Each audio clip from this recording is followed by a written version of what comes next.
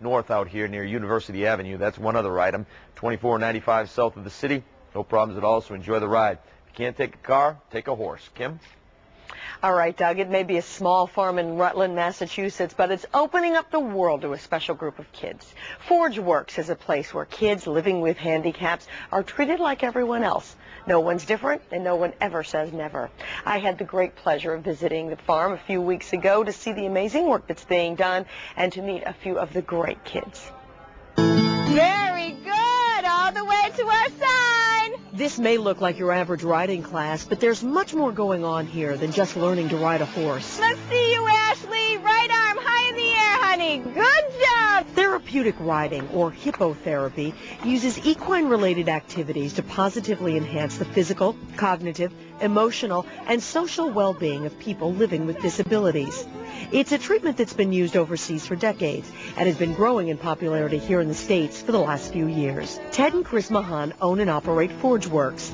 They've been interested in the concept of therapeutic riding for years. This farm is a dream come true. I used to volunteer as a teenager and as a young adult in Connecticut where I grew up. I volunteered at a couple of different programs and I always had it in the back of my head that it was a really good thing and would love to get into it eventually. We started with Agnes, the little black pony, and which was for the kids, and then we got involved with the therapeutic program once we completed the certification, and it's been fantastic. It's very, very, very rewarding. Oh, and the other too. The children who benefit from the riding live with a great range of disabilities. Take Elias, for example. He has a dual diagnosis, autism and Soto syndrome. Riding horses has changed this little 5-year-old's life. He would not eat anything more than a consistency of maybe a number 3 baby food or like a puree type food. And after a few weeks on the horse therapy, we were cooking a few steaks out in the backyard, brought him in. He was kind of looking at us like, what's this? Next thing you know, he takes it, starts chewing it. Huge developmental milestone just overcome overnight. And he hasn't stopped since. He was nonverbal as of a few months ago now.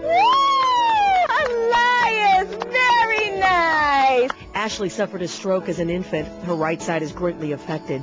A few hours a week on the ponies has changed her physical capabilities. She's made unbelievable strides just since she's been here. She knows the horse terms as far as how to steer the horse and hold the reins, and she can do a half seat and full seat, which she never did before. Just therapeutic-wise, her sitting, her posture, her right side is more relaxed, whereas she always hiked her right arm up and more spasticity.